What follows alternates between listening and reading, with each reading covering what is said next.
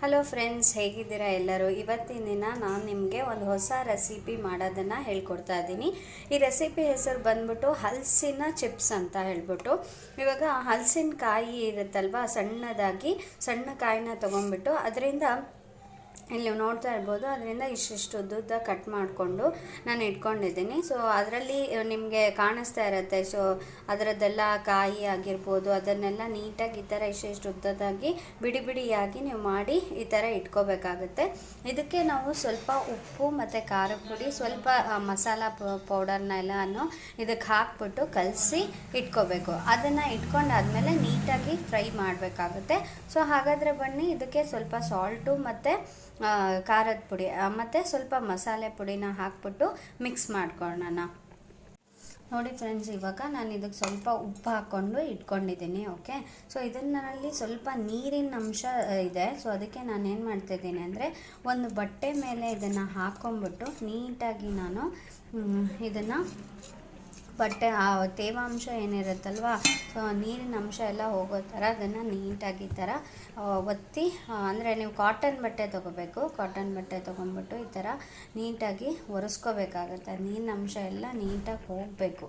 Okay, so ಅದೆಲ್ಲ ಅದನ್ನು ನೀಟಾಗಿ ಹೋಗಿ ಈ ಥರ ಆಗಬೇಕಾಗತ್ತೆ. ಓಕೆ ನೋಡಿ ಫ್ರೆಂಡ್ಸ್, ಇದೀಗ ಆಲ್ಮೋಸ್ಟ್ ಎಲ್ಲನೂ ಕೂಡ ಆ ತೇವಾಂಶ ಎಲ್ಲ ಹೊಟ್ಟೋಗಿದೆ. ಇವಾಗ ಆಲ್ಮೋಸ್ಟ್ ಅದು ಕಂಪ್ಲೀಟಾಗಿ ಡ್ರೈ ಆಗಿದೆ. ಇವಾಗ ನಾನು ಇಲ್ಲಿ ಎಣ್ಣೆನ ಕಾಯೋದಕ್ಕೆ ಇಟ್ಕೊಂಡಿದ್ದೀನಿ. ನೀವು ನೋಡ್ತಾ ಇರ್ಬೋದು, ಈ ಎಣ್ಣೆನ ನೀಟಾಗಿ ಚೆನ್ನಾಗಿ ಕಾಯೋ ಥರ ಕಾಯೋದಕ್ಕೆ ಬಿಡಬೇಕು. ಸೊ ಇದೆಲ್ಲ ನೀಟಾಗಿ ಚೆನ್ನಾಗಿ ಕಾಯ್ದಾದ್ಮೇಲೆ ನೀವು ಒಂದೊಂದೇ ಇದನ್ನು ಹಾಕಬೇಕಾಗುತ್ತೆ.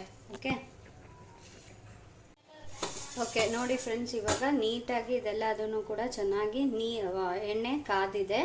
ಓಕೆ, ಸೊ ಇವಾಗ ಸ್ವಲ್ಪ ಫ್ಲೇಮನ್ನು ಕಡಿಮೆ ಮಾಡಿಕೊಂಡ್ಬಿಟ್ಟು ನೀವೇನು ಮಾಡಬೇಕು ಅಂದರೆ, ಒಂದು ಎಣ್ಣೆ ಕರಿಯೋ ಇದರಲ್ಲಿ, ಬಿಕಾಸ್ ಇವೆಲ್ಲ ಸ್ವಲ್ಪ ಚಿಕ್ಕದಾಗಿರೋದ್ರಿಂದ ನಾನೇನು ಮಾಡ್ತಾ ಇದ್ದೀನಿ ಅಂದರೆ, ಇದರಲ್ಲೇ ಎಲ್ಲದನ್ನು ಕೂಡ ನಾನು ಹಾಕೋತಾ ಇದ್ದೀನಿ. ಇದರಲ್ಲಿ ಹಾಕೊಂಡ್ಬಿಟ್ಟು ಇದರಲ್ಲಿ ಈಗ ನೀವು ನೋಡ್ತಾ ಇರ್ಬೋದು, ಎಲ್ಲ ಆಲ್ಮೋಸ್ಟ್ ಆಗಿ ಅದು ಬ್ರೌನಿಷ್ ಕಲರ್ಗೆ ಈ ಥರ ಬರ್ತಾ ಇದೆ. ನೀವು ನೋಡ್ತಾ ಇರ್ಬೋದು, ಇನ್ನೊಂಚೂರು ಬ್ರೌನಿಷ್ ಕಲರಿಗೆ ಬಂದಮೇಲೆ ನೀವು ಪೂರ್ತಿಯಾಗಿ ತೆಗಿಬೇಕಾಗುತ್ತೆ. ನೋಡಿ ಇವಾಗ ನೀಟಾಗಿ ಬರ್ತಾ ಇದೆ. ನೀಟಾಗಿ ಇನ್ನೊಂಚೂರು ಬೇಯಬೇಕದು. ಓಕೆ ನೋಡಿ ಫ್ರೆಂಡ್ಸ್, ಇವಾಗ ಆಲ್ಮೋಸ್ಟ್ ಇದಾಗಿದೆ, ಬ್ರೌನಿಷ್ ಕಲರಿಗೆ ಬಂದಿದೆ. ಇದನ್ನು ಒಂದೊಂದು ಸ್ವಲ್ಪನೇ ನೀವು ತೆಗಿಬೇಕಾಗುತ್ತೆ.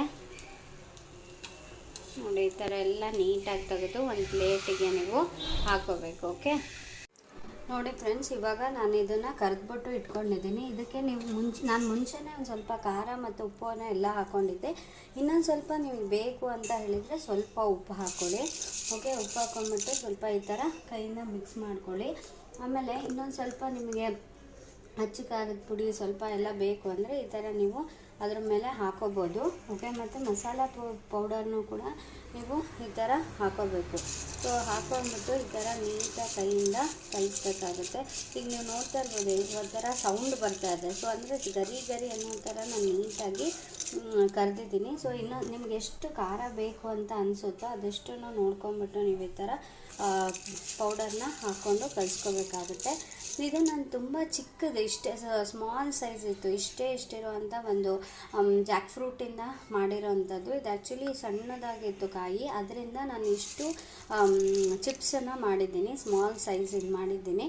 ನಿಮಗೆ ದೊಡ್ಡದ್ರಿಂದ ತೊಗೊಂಡ್ಬಿಟ್ಟು ಕಾಯಿದು ಅದನ್ನು ತೊಗೊಂಡ್ಬಿಟ್ಟು ನೀವು ಈ ಥರನೇ ಮಾಡ್ಬೋದು, ತುಂಬ ಚೆನ್ನಾಗಿರುತ್ತೆ. ನಾನು ಮುಂಚೆನೇ ಹೇಳ್ದಂಗೆ ಇದನ್ನು ಎಲ್ಲ ಬಿಡಿಸಿ ಇಟ್ಕೊಂಡಾದಮೇಲೆ ಅವಾಗಾದರೂ ಖಾರದ ಪುಡಿ, ಆಮೇಲೆ ಮಸಾಲ ಪೌಡರು, ಆಮೇಲೆ ಉಪ್ಪು ಅದನ್ನ ಹಾಕ್ಕೊಂಡು ಮಾಡ್ಕೋಬೋದು. ಇಲ್ಲ ಕೊನೆಗೆಲ್ಲ ಕರೆದ ಮೇಲೆ ನಾನು ಈಗ ಹಾಕ್ಕೊಂಡಲ್ಲ, ಈ ಥರನೂ ಇನ್ನೊಂದು ಸ್ವಲ್ಪ ಹಾಕೋಬೋದು. ಸೊ ಐ ಹೋಪ್ ನಿಮ್ಗೆ ಇದು ತುಂಬ ಇಷ್ಟ ಆಗಿದೆ ಅಂತ ನಾನು ಅಂದ್ಕೊತೀನಿ. ನಿಮ್ಗೆ ಇದು ಇಷ್ಟ ಆಗಿದ್ದರೆ ದಯವಿಟ್ಟು ಸಬ್ಸ್ಕ್ರೈಬ್ ಮಾಡಿ ಮತ್ತು ಶೇರ್ ಮಾಡಿ, ಲೈಕ್ ಮಾಡೋದನ್ನು ಮರಿಬೇಡಿ ಅಂತ ಹೇಳ್ತಾ, ಮತ್ತೊಂದು ಹೊಸದಾಗಿರುವಂಥ ವಿಡಿಯೋದೊಂದಿಗೆ ನಾನು ನಿಮ್ಮನ್ನು ಭೇಟಿ ಮಾಡ್ತೀನಿ ಅಂತ ಹೇಳ್ತಾ, ಥ್ಯಾಂಕ್ ಯು ಸೋ ಮಚ್.